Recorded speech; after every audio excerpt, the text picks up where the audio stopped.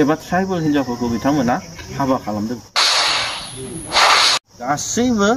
डिस्ट्रिक्टआव बेसेबां दं बर' नन बर' बे गोलैनांगौ आरो बे 6 शिड्युल इनक्लुड जानांगौ।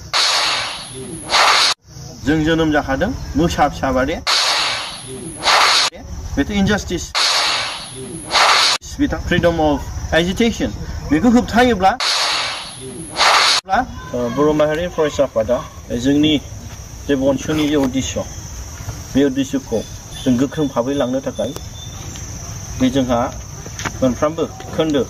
एबा आनसलिक कमिटिखौ दाफुंगासिनो दङ। दा फ्राय उदालगुरिनिफ्राय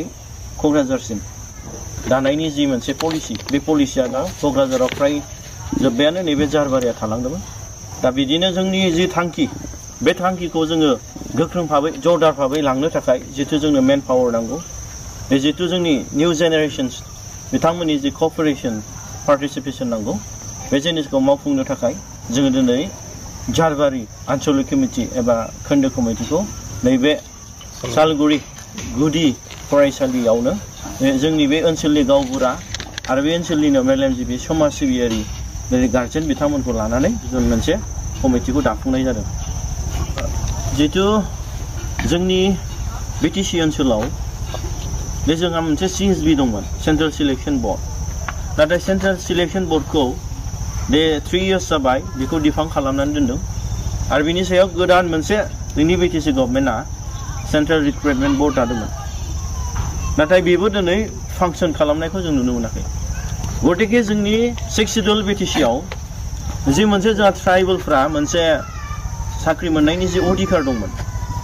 बे अधिकारखौ दिनैनि बे बोसोरथामनि गेजेराव जों मोनसेबो जों नुनो मोनाखै। आरो बे 2020नि उननिफ्राय जेब्ला थर्ड बड' एकर्ड जायो BTR बेनिफ्राय दिनैसिम 3 इयार्स जि बर' लाइमोनफ्रा जे थांनाय 2003नि गेजेराव जि गोबां कलेजेस इउनिभारसिटि जितु बड' लिबारेशन टाइगार बिथांमोना लाबोदोंमोन। दा बेवहाय फरायनानै जे गोबां जोंनि बर' लाइमोनफ्रा गोरों गोरों दिनै ओंखारबाय MA pass BA pass engineering CIT गोबां माने बै सेंग्राफ्रा बै सिख्लाफ्रा मोनसे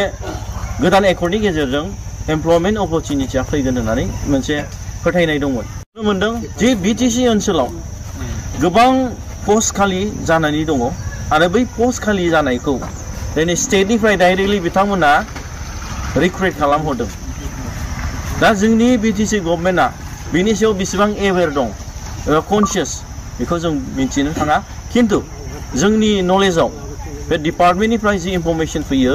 दा बै माखासे भेकेन्सि पस्टखौ स्टेटआ डाइरेक्टलि बिथांमोना पस्टखौ रिक्रुट हरबाय थादों आरो बे पस्टखौ फिलआप खालामबाय थादों आरो बिथांमोना गावसिनि बै खालि जानाय बै माने पस्टखौ गावसोर गोदान स्टेटआ रिक्रुट खालामनानै लादों। बेफोरखौ नायोब्ला बे जोंनि BTCनि ओनसोलनि जितु लाइमोनफ्रा जाय साख्रि मोननांगौमोन बे जिनिसा बन्चित जादों। थारमाने बियो बन्द जानानै दं आरो बेखौ जों नुहुरदों बे फैबाय थानाय समाव जोंनि बर' लाइमोनफ्रा स्पेसियली ट्राइबेल लाइमोनफ्रा जोंनि 6 शिड्युल BTCआव जि अधिकार जोंहा दंमोन बे जिनिसा गोमालांदों। ओंखायनो जों रिक्वेस्ट खालामदों दानि BTCनि मानगोनां दैदेनगिरि बिथांमोनखौ जोंनि मानगोनां CM प्रमद बर' बिथांखौ जों रिक्वेस्ट खालामदों जे नोंथांमोना CSBखौ थाबैनो दाफिननानै जितु रिक्रुटमेन्टनि जि पलिसि जितु गोबां भेकेन्ट पस्ट जानानै दं मोनफ्रोमबो डिपार्टमेन्टआव जाहाथे नोंथांमोना बै लाइमोनफोरनो गोरों गोरों लाइमोनफोरनो साख्रि होनायनि बेबस्थाखौ खालामो बेखौ जोंनि बर' माहारि बनसुआ जों रिक्वेस्ट खालामहरनाय नोंथांमोननिसिम थाबाय।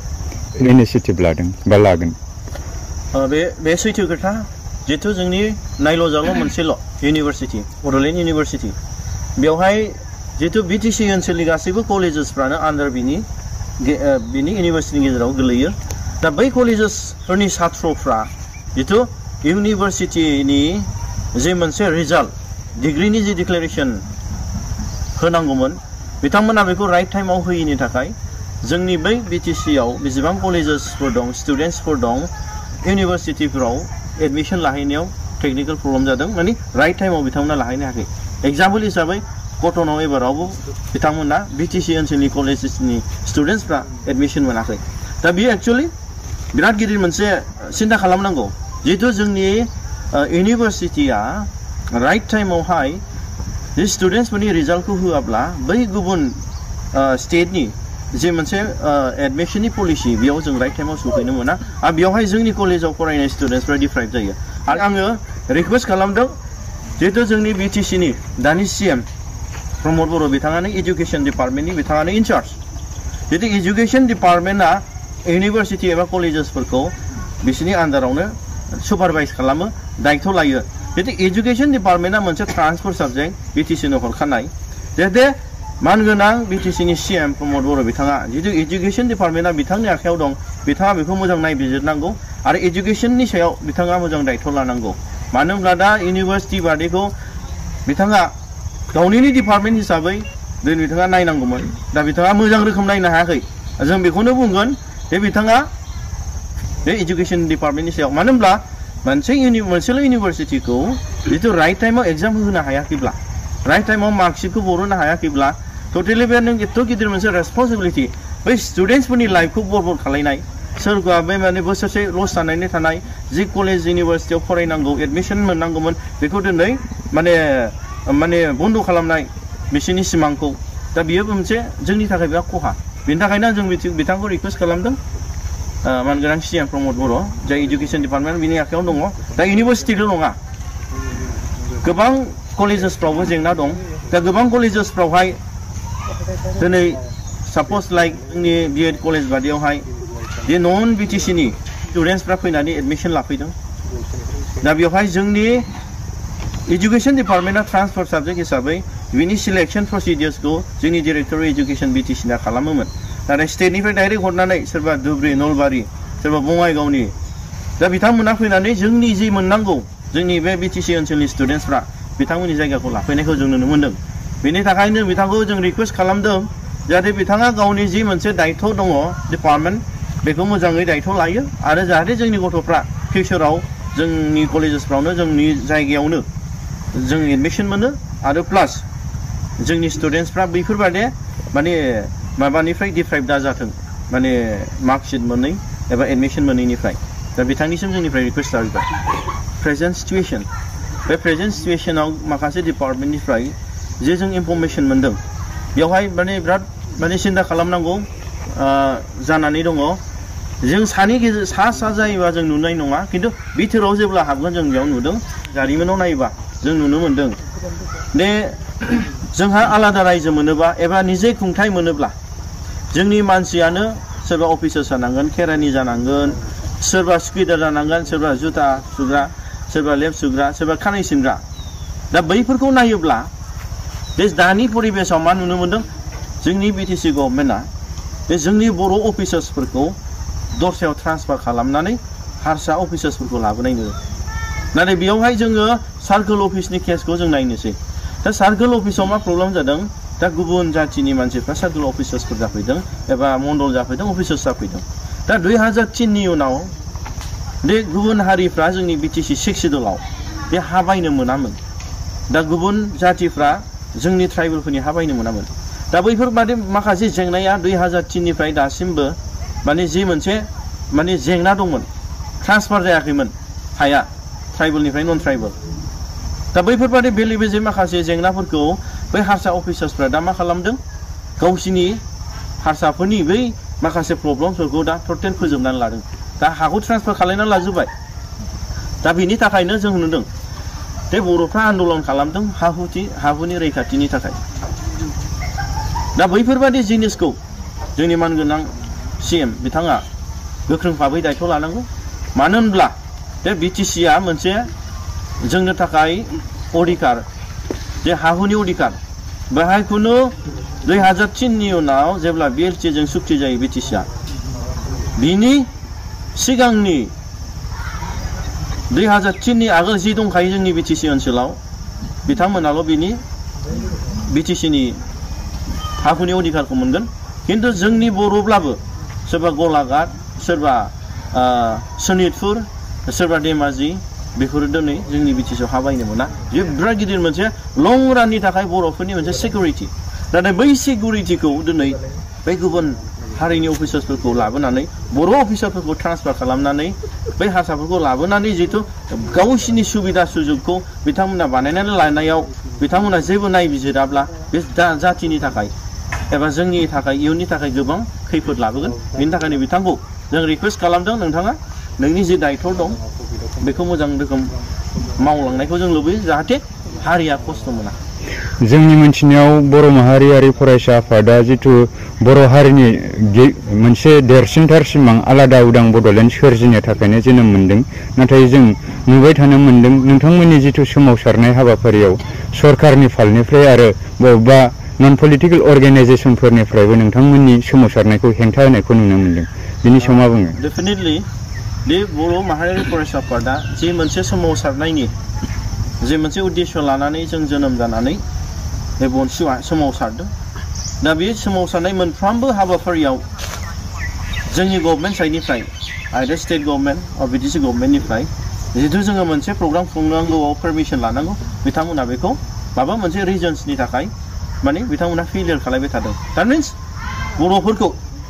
बिथांमोननि जे सोमावसारनायखौ होबथानो थाखाय गादबनो थाखाय माखासे टेकनिकेल उसुबिदा बानायनानै बिथांमोना होबथाबाय थादों आरो बेल' नङा जेब्ला जों दिल्लीयाव थांदों मोनफ्रोमबो दिल्लीनि प्रग्रामाव जोंनि आसामनिफ्रायनो मेसेज थांनानै गोजौआवहाय बिथांमोना होबथानायनि पलिसिखौ बानायदों दा बिनि गेजेराव जों बेखौनो सिन्था खालामदों जिहेतु आन्दलनाव गोदोनिफ्रायनो जों नुनो मोनदों बे मोनसे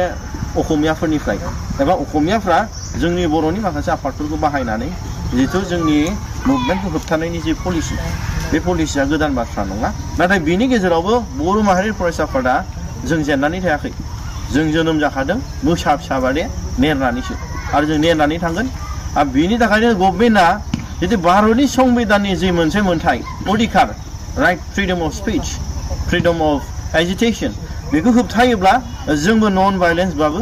जोंबो बाहागो लानानै जोंनि मुभमेन्टखौ बर'फोरनि देरसिन सिमांखौ जों जाफुंसार होनायाव जों मैखोम भाबै बाहागो लागोन मानो होनब्ला जों नुनो मोनदों दाख्लै उदालगुरि डिस्ट्रिक्टनि डेपुटि कमिशनार बिथाङा जुदि एसपिआ एनअसि अलरेडि हरखाबाय बेखौ माने बेखौहाय एक्सेप्ट खालायालाब्लानो डेपुटि कमिशनारा जोंनि माखासे पलिटिकेल लिडार्सफोरनि आइडियल'जि बिथांमोननि नारसिननायाव जोंनि जि मोनसे पारमिसन मोनखानायखौ केन्सेल खालामहोदों बेथ' इनजास्टिस बिथांखौ जोङो एसटि कमिसनावबो जों कमप्लेन हरदों आरो जोंनि स्टेटनि जि मोनसे नायबिजिरनायनि जिहेतु जोंनि राइट्स ट्राइबेलफोरनि बेनि एगेन्स्टआव जोङो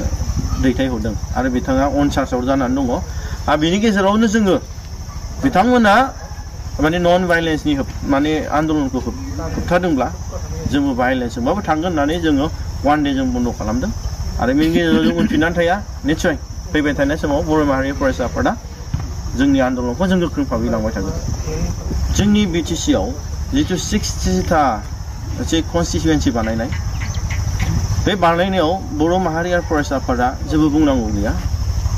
बानायनांगौ बारायनांगौ जोंनिनो मोजां नाथाय मोनसे टेकनिकेल प्रब्लेमखौ साफ्रोमबो बर'फ्रा मिथिनानै थानांगोन जे 2003नि जितु बिटिसि सुक्तियाव जि मोनसे कनस्टिटुवेन्सि दादों 40टा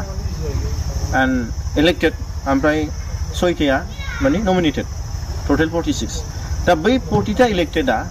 बेवहाय 75% रिजार्भेसन 40टानि गेजेराव 30टाया एसटि ओमफ्राय मोनबाया जेनेरेल मोनबाया अपेन दा एखे कन्डिसनखौ दिनै स्टेट गभर्नमेन्टआ पलिसि खालामनानै जोंनो होफिनाब्ला 75 रिजार्भेसन 75आवहाय आउट अफ 60 40टाया एसटि रिजार्भ जागोन आरो 10टाया अपेन 10टाया जेनेरेल दा बे जिनिसखौ बिथांमोना होआब्ला जोङो 60टा समस्तिखौ बारायनायनि खुनु माने दरखार गैया मानो होनब्ला जेनेरेल 10% रिजार्भेसनखौल' बिथांमोना होयोब्ला जोंनि बर'फोरनो बेवहाय अनलि जोङो 60टायाव 60टायाव 6टाल' 6ल' जोङो एसटि जों मोनगोन रिजार्भेसन अब्ला जोंहा नांनायनि जोंहा दिनै खस्थ' खालामनायनि जोंहा खुनु लाब थानाय नङा गतिके आरो बिनि गेजेराव बांसिन गिनांगौआ जाहैबाय जिहेतु थांनाय स्टेटनि जे एसेम्बलि प्लास सेन्ट्रेलनि जितु एमपि सिट जितु मेम्बार अफ पार्लियामेन्ट बेवहाय जि मोनसे डिलिमिटेसन प्रसेसखौ बानायबाय जितु आसाम गभर्नमेन्टनिफ्राय जोंनि बर' नेताफोरखौ बर' लिडार्सफोरखौ खुनु बिथांमोना इनभल्भ खालामाब्लानो दिनै बे एसेम्बलि सिट्सखौ बिथांमोना बानायबाय बेवहाय दिनै समस्तिया जोंनि बिटिसि ओनसोलाव 12थानिफ्राय 15था जादोंमोनलाय मा जानो बेवहाय दे जोंनि माखासे समस्तिया एसटि होदोंब्लाबो दानख' दुनख' खुनुरुखुम बोरैबा माने एसटि दोननानै खिन्थु बेयावबो एसटिया देरहानायनि पलिसि गैया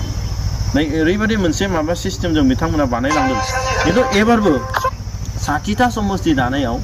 जोंनि बर' इन्टेलेक्सुवेल्सफोर संगठनफोरखौ बर' नेताफोरखौ बिथांमोना इनभल्भ खालायाब्ला बिनि गेजेराव एखे प्रब्लेमा फैगोन जिहेतु जोंनो एसटि होयोब्लाबो खिन्थु बे एसटियाव जोंहा देरहानायनि परिबेसखौनो थानाय नङा दा बेखौ माखासे एसामिस सभिनिस्ट एबा एसामिस इन्टेलेक्सुवेल्सफ्रा मोजां भाबै बेखौ बिथांमोना अलरेडि प्रि प्लान दंखायो आरो बिनि सायाव जों सांग्रां जानांगोन आरो रायजोफोरा सांग्रां जानांगोन दे जोंहा दिनै 60था समस्ति बानायनायाव जोंहा जेबो जेंना गैया खिन्थु as per the spirit of 6th schedule 2003नि जे मोनसे सुक्ति बादे जोंनि बै अधिकारखौ होनांगोन अब्लासो जों बनसुआ एक्सेप्ट खालामगोन जे एक्सटेनसन जितु जोंहा बिटिआर एग्रिमेन्टनि बेलायाव जों नुनो मोनदों जितु एक्सटेनसन गहपुर आरो सनितपुर दा बे जिनिसखौ जोंबो लुबैदों जिहेतु जोंनि एरियाया जोंनि बर'आ मैखोम दंखायो एबा बर'निनो जोंनि जारिमिनारि बे जोंनिनो बाहागो दा बे जिनिसखौ सोसननायाव बनसुआ जेब्लायबो जोङो लुबैदों एबा सापर्ट दं वेलकाम दं नाथाय जिहेतु दा गामिखौ 41टा गामिखौ बिथांमोना इनक्लुड खालामदों खिन्थु बेयावहाय जों दिनै दासिमबो गभर्नमेन्टआ मेल मिटिङाव बुंदोंब्लाबो मोनसे गेजेट नटिफिकेसन एसेम्बलियाव बेखौ पास खालामाखै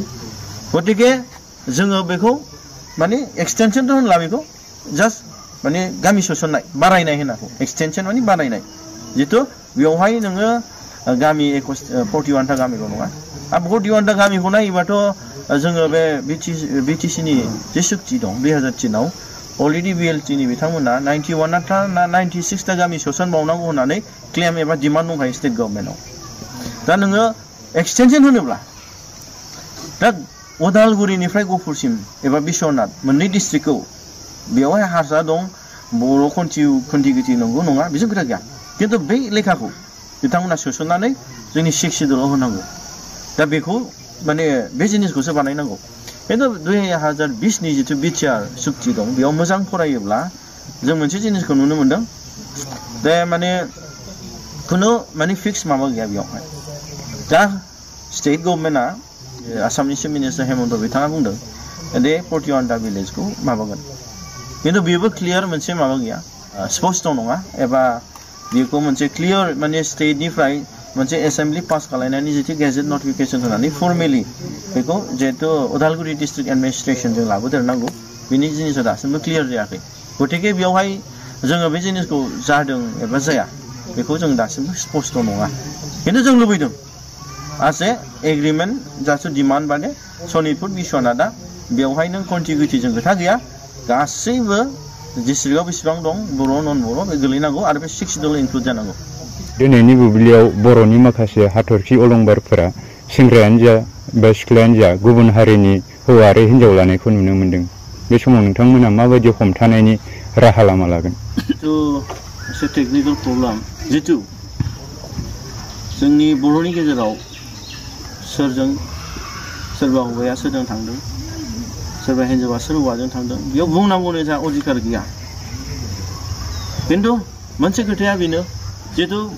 बर' माहारियारि फरायसा आफाद बनसुआ जातिखौ फोथांनायनि किसुमान खामानियाव जों ओंखारोब्ला बैफोरबादि जेंना जाय जेंनाखौ गोदोनिफ्रायनो बर'फ्रा माने होबथाबोदोंमोन बे जोंहा दिनै बै माखासे जोंनि बर' लाइमोनफोर दा बेयाव हिन्जावल' नङा हौवाफ्राबो समान समान बेयाव प्रब्लेम दङ जिहेतु बर' हौवाफ्राबो गुबुन हारिनि हिन्जाव लानानै फैयो आरो बर' हिन्जावफ्राबो गुबुन हारिजों थांदों बे दानि गोदान बाथ्रा नङा खिन्थु सिन्था खालामनांगौआ जोंनि फिउचार जेनेरेशन्सफोरखौ जोंनि फैबाय थानाय गोदान जोलैसानि थाखायसो जों सिन्था खालामनांगोन मानो होनब्ला जोङो गुवारै सानोब्ला खिन्थु जों साजों सानबा जानाय नङा जों गुवारै सानोब्ला जोंहा गोबां माने बेफोरबायदिनि गेजेरजों गिथावना मोनसे महरा फैबाय थानायाव फैगोनखौ जों नुहुरदों दा आथिखालावहाय जिहेतु जोंनि बिटिसि ओनसोलाव 2003आव जिहेतु सुक्ति जाबाय 6th शेड्युल बे मथे गुबुन हारिफ्रा जोंनि बिटिसि ओनसोलाव हा हु बायनायनि अधिकार गैया आरो बाहेराव फैनानै हा बायनो मोना खिन्थु बिटिसि ओनसोलाव थाखानाय गुबुन हारिफ्रा गावसोरजों गावसोर बायलायनो हागोन खिन्थु बर'निखौ बायनो हाया खिन्थु बर'आ ट्राइबेला दस्रानिखौ बायनो हायो दा बेयाव बिसोर मा खालामदों जिहेतु बै हा हुखौ लानो थाखाय बै जोंनि बर' एबा ट्राइबेल हिन्जावफोरखौ बिथांमोना हाबा खालामदों दा जेब्ला ट्राइबेलखौ हाबा खालामो बै ट्राइबेल हिन्जावनि मुङाव बिथांमोना गिदिर गिदिर इन्डास्ट्रि गिदिर गिदिर कर्परेट हाउसफोर बिथांमोना बिजनेस सेन्टारफोर बिथांमोना बेयाव गायसनफैदों आरो बिथांमोननि बे गायसननाय बिजनेसावहाय बिथांमोना सोरबा गुजरात सोरबा राजस्थान गुबुन गुबुन सोरबा बेंगलनिफ्रा दिनै बेखौ अपारेट खालामदों जेसेबां जोंनि र' मेटेरियल्स दं रिसर्सफोर दं बेनि गेजेरजों लानानै थांगोन आरो बेजोंनो माने सोबख'जानाय मोनसे महरा फैबाय थागोन आरो बेल' नङा जिहेतु जोंहा दिनै राजनितिक जे अधिकार बे गुबुन हारिफ्रा जोंनि एसटि रिजार्भआव जोंनि बिटिसिआव मोननो थाङा नाथाय बिथांमोना सानसे मा खालामगोन जोंनि बै ट्राइबेल बर' हिन्जाव राभायानो हक गार'आनो हक दा बिथांमोनखौ हाबा खालामनानै बिथांमोनखौनो इलेक्सन गेलेहोनानै बिथांमोना दिनै गभर्नमेन्ट दानानै किं मेकार जागोन आजिखालिनो मिथिगौ सासे हिन्जावा हौवानि खोथा बाननो हाया दा गतिके फिउचाराव बैफोरबादि जिनिसा जोंनि थाखाय बिराद मोनसे खोमसि महराव फैनो थांगासिनो दा आं बेखौनो रिक्वेस्ट खालामदों जिहेतु बर'फ्रा दिनै गोबां आन्दलन खालामनानैसो जाय समाव जोङो नुदों उन्दै उन्दैयाव 2003 बिटिसिनि आगोल खुनु जोंनि बे बिटिसि ओनसोलाव लामा मोनसे गैया दालां मोनसे गैया खुनु गारि मोनसे नुवा दिनै टाउन सहराव न' बां जों गिदिर गिदिर नुवाखैमोन बेफोरबादि गोबां साख्रि मावनायनि जोंनि परिबेस गैयामोन जोंनि बिटिसि ओनसोलाव बर'फ्रा दानि 2003 नि उनावहाय जोंनि गेजेराव कन्ट्राक्टर ओंखारबाय लामा दालां जाबाय बिजनेस फालांगिया जाबाय गोबां कलेजेस इउनिभार्सिटि फैबाय जोंनि गथ'फ्रा फरायबाय टाउनाव सेटेल जाबाय न' बां लुबाय नाथाय मोनसे जिनिसाव बै आन्दलन खालामनानै मोननाय न'खर मोजां मोजां दिनै टाउनाव थाहैनाय मोजां मोजां स्कुल कलेजेसआव फरायहोनाय बै गार्जेनफ्रा जाय जिनिसा जाहैबाय बे गावनि गथ'खौ एथ' खस्थ' खालामनानै जोंनि बर' सुबुंफ्रा थैगारनानै दिनै मोनसे मोजां परिबेसाव फैनानै साख्रि मोननायनि परिबेसाव फैनानै टाउन सहराव थानानै न' बां लुनानै गथ' गथायखौ फोरोंनायनि गेजेराव दिनै गथ'फोरखौ मोजां गियान होनो हायाखै बेनो जाहैबाय दिनैनि प्रब्लेम जाय खेला गेलेगिरि जाय बिथांखौ दिनै रायखांदों जमुना बर' बिथांमोन बादि गोबां जायगायाव थांनानै गेलेनायनि जि स्कप सुबिदाखौ मोनबाय नाथाय दिनै बिथांमोना बे जोंनि बर' लाइमोनफोरजोंनो थानानै जोंनि बर' हारिखौनो दिनै गौरब खालामनांगौ जोंनि बर' हारिखौ दिनै गेरेमसा हारि दानायाव दिनै नाम लाबोनांगौ दिनै फोथांनांगौ जि मोनसे स्पिरिट बे स्पिरिटआ गोमालांदों आथिखालाव जों नुनो मोनदों गोबां बर'नि दैदेनगिरि गोबां गिदिर गिदिर अफिसार्सफोर गोबां बिजनेसमेनफ्रा दिनै गावनि गथ'खौ गिदिर गिदिर हाबा खुंनानै गुबुन हारिनो हरनायखौ जों नुनो मोनदों दा बैफोरो जोंनि इयुन जेनेरेसननि थाखाय मोनसे गिदिर मोनसे माने गाज्रि इमप्रेसन जिहेतु जोंनि आइडेन्टिटि क्राइसिसनि थाखायसो जिहेतु जोंनि सिनायथिखौ फोथांनानै लाखिनो थाखायसो जोंनि राव हारिमु दिनै गोबाव सम बर'फ्रा आन्दलन खालामदोंमोन सोमावसारदोंमोन नाथाय बैफोरनि अपोजिट दिनै जों नुनो मोनदों बेल' नङा बे जोंहा फैबाय थानाय समावहाय माने बैफोरखौ जोंनि बर' माहारियारि फरायसाफोरा जों होबथानांगोन आरो जाहाथे जों कनसियासनेस सांग्रांथि जों लाबोनांगोन माने बैफोरबादि जाय जिनिसा जातिनि सिनायथि जातिनि आब्रुथिखौ दिनै फोजोबस्रांनाय बेफोरनि जिनिसनिफ्राय जों जानगाराव थानांगोन बेखौ जोंनि स्टुडेन्टसफोरनो निउ जेनेरेशनसनो जों होनो हानांगोन गार्जेनफ्राबो रेसपन्सिबिलिटि लानांगोन मानो होनबा गोदोहाय आन्दलन खालामनाय समाव जोंनि बिफाजों समान बिबथैजों समान बिथांमोना खिथायो बे बर' हिन्जावफ्रा सोरबा दुर्गा फुजा जायोब्ला कालि फुजा लोखि फुजा जायोबा बै समाव जोंनि बर' दैदेनगिरिफ्रा होबथायोमोन सोरबा सुरिदार गानबाबो दख'ना गानहोयोमोन दा बैफोरबादि अबस्थाया बै समनिफ्रायनो फैबाय थादों होबथाबोनाया नाथाय दिनैनि गेजेराव बेखौ होबथाग्रा रावबो जोंनि बर'नि गेजेराव आफादफोर गैलिया बेबो जोबोद दुखुनांथाव आरो फैबाय थानाय समाव बेफोरनो जातिनि गोबां जेंसिखौ लाबोबाय थागोन दा बेयाव जोङो मोजां मोननाय एबा हाबा जानायाव जों व्यक्ति हिसाबै जोंहा बुंनायनि जेबो अधिकार गैया नाथाय जोंनि फैगोन जि बर'फोरनि जे मोनसे सिचुवेसन जे समयसा बे समयसाया दिनै गाज्रि थासारियाव एबा खोमसि थासारियाव फैनायखौ जों नुहुरदों बेनि थाखायनो जों सांग्रांथि जाहाथे साफ्रोमबो बर' लाइमोनफ्रा हौवायानो जा हिन्जावानो जा जाहाथे गावनि जातिखौ अनसायनाय गावनि जातिखौ दिनै अननो रोंनाय एबा फोजौनो एबा फेहेरनो एबा मुं लाबोनो थाखाय मावनाय एबा साननायाव थानो थाखाय जों अनसुवा